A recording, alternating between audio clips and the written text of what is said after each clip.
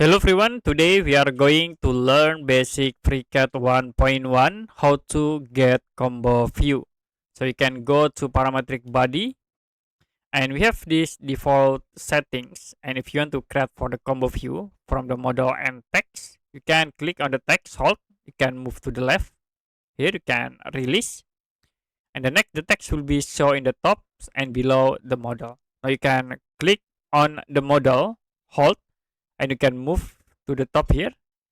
Now you can release to combo between a model and then text tab.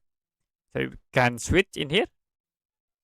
You can click new sketch like we create in the top plane and click close. Now you can use pad tools to convert into 3D, and you can click the models to view the model's history here. Okay, that's it for a basic FreeCAD 1.1 how to get combo view.